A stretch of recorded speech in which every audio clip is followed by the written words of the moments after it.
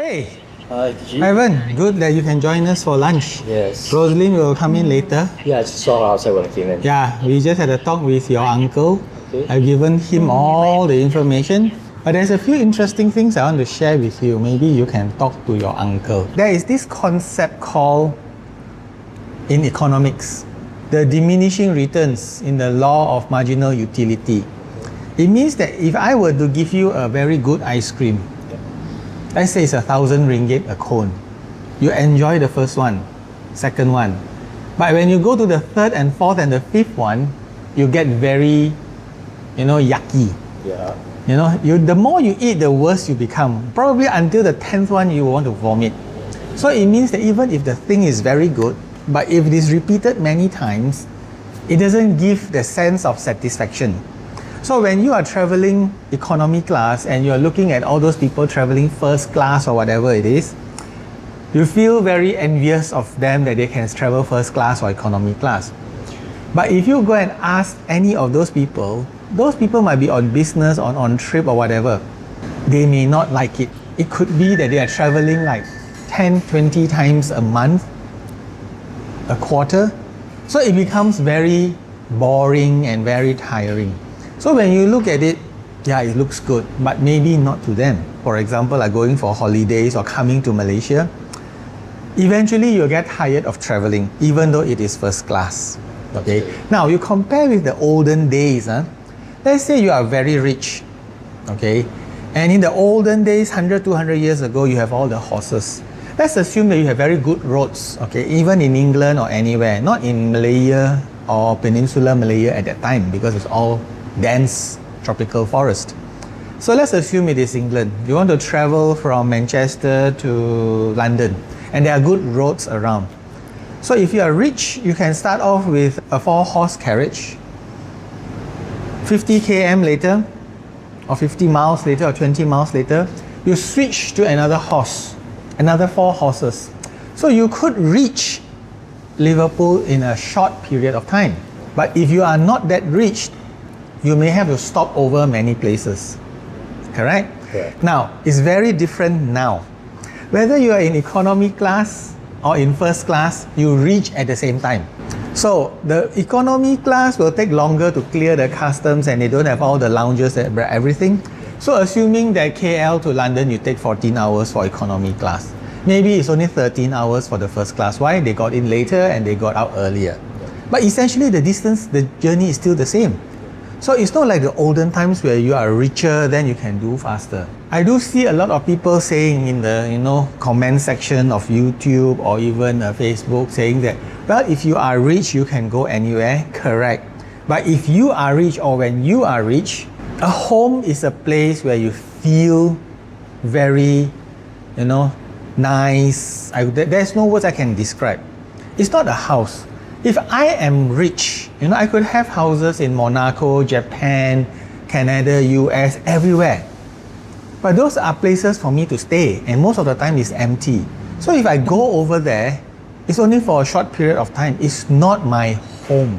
A home is a place where you are on your own bed, you have your own smell, your own odor, and you feel very much at ease.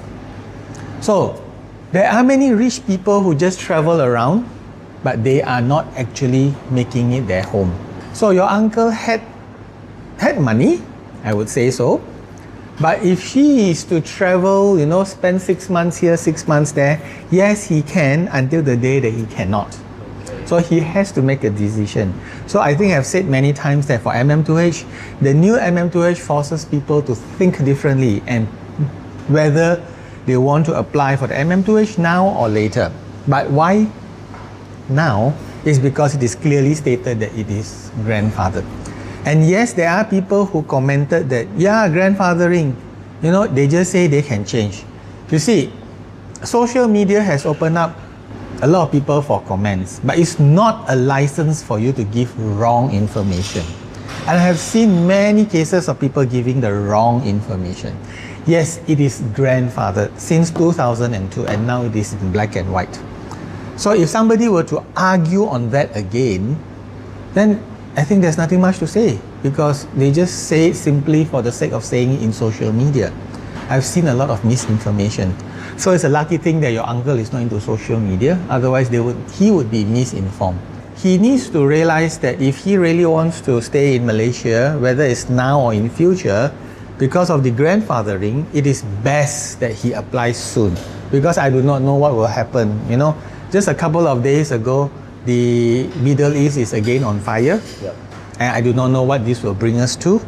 So, you know, if you have made a decision that you're going to go for it, then just go for it. Just curious though, will that like indirectly affect people applying for MM2H, the things that are happening in the Middle East? Yes, it could, because you know the oil price could go up, you know, inflation could come in, and a lot of things would have changed.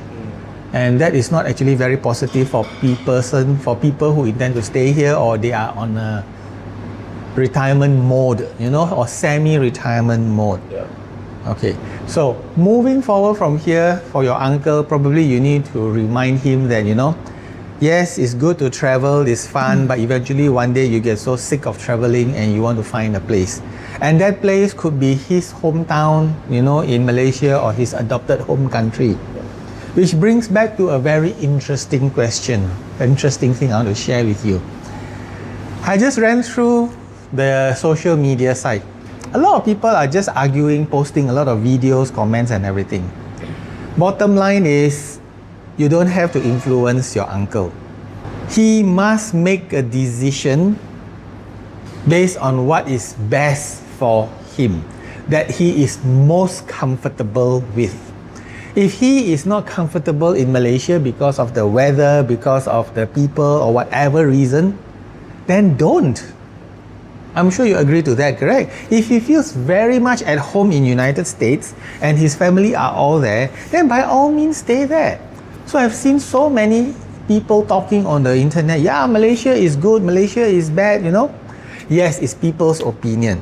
There are many videos showing the pros and cons.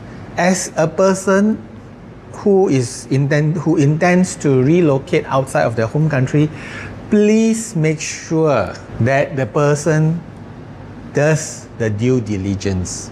So it means you have to tell your uncle, he has to decide. Don't listen to other people, it's him who is affected. Some people are recommending Panama, Paraguay, Uruguay, Philippines, Thailand. One man's meat is another man's poison. So do the due diligence. In fact, I am getting very scared of a group of people who are asking me. I mean, this group of people who are actually potential scam victims.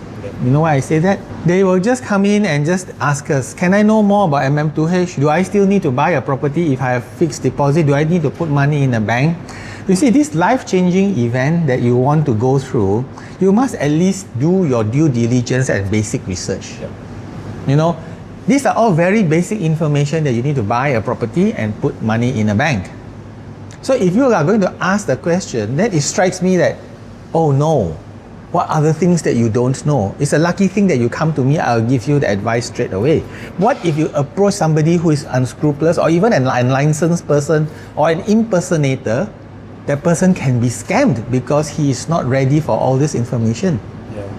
You guys saw a video that you guys posted a while ago about a scam? I think yes, somebody was trying to impersonate us. Yeah. So I was like very scared, you know, like you should at least do your basic research. Yeah. Then all those questions that you cannot find the answer, you ask. Rather than you ask the basic things, then people will just scam you off. No country in the world is perfect. Yep. No retirement visa in the world is perfect. No long stay visa in the world is perfect. Some countries has it, some country doesn't have it. Thailand, Malaysia, Uruguay, Philippines, they don't compete. Everybody has his plus point. So that person has to feel comfortable. Please go to the country, stay there for 3 months, 6 months to see whether it fits him. Maybe Malaysia doesn't fit him, maybe Thailand is, I don't know. So there are many things that people put on the internet that are not real. And I can give you one comment that I saw on one of my videos. Somebody says that, you know, I was lying when I say there's no property taxes. I'll tell you, there are no property taxes in Malaysia. You know, like the ones that in US or UK where you have to pay every year, every quarter or every half a year. In Malaysia, properties, there are only two small and very low amount taxes. It's called the land tax, which is about 100 to 200 ringgit a year. The other is the city council assessment, where it pays for the utility bill for the street lightings and refuse and garbage and rubbish and everything. That is approximately 1 to 2,000 ringgit a year. It's not like in US or UK where you pay like 3%, 5% per year every year, or per quarter, I do not know. That is a huge sum of money compared to what we have here. And that taxes, nobody talks about it because it is given. Everybody from local to foreigner has to pay the land tax, 100 plus ringgit to 200 ringgit a year, and the city council tax. So again, this is a misinformation masquerading as a fact by exposing to me that I am a liar when I said that. So it kind of sad for me to see that, because somebody or some people may be taken into it. If they don't do any research on their own, they may believe in it. Social media is not a place. You are not licensed to just give information that's not true. You don't have the license to do that. You cannot just simply put everything in. So we do see quite a lot of this on the internet. And yes, honestly, we have many people coming to us, which is getting more and more over the last few weeks. And they had a lot of wrong information that they got from social media. So they came to you with the wrong information, and they have all the wrong assumptions. Yeah. Yes, there are many who got the right information, who do not go to social media to get all this information.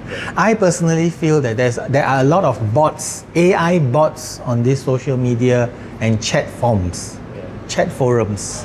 So better be careful, and at least for your uncle, I'm not so worried about that because he is not on the social media generation. In this world, currently, compared to 20, 30, 40 years ago, people are short-tempered now. They get angry very fast and they feel offended. And yet many people still like to bring in the race, religion, or whatever ethnicity thing into all this discussion. It's actually irrelevant, irrelevant to so many people. You want to come to stay in Malaysia, you don't talk about the politics, the race, religion here. You compare with other countries. When people start to say bad things about Malaysia, I will just simply ask, tell me other place that is better. Then after that, I'll ask a question, have you been to that place? Or is it you glean the information from the internet? But unfortunately, on a social media platform, you cannot do that because you do not know that person is also real or not unless you meet up face to face. Let me just recap a few things. People are asked, which agent or which sponsor should I choose for MM2H? There's only one answer. Go with the one you are most comfortable with.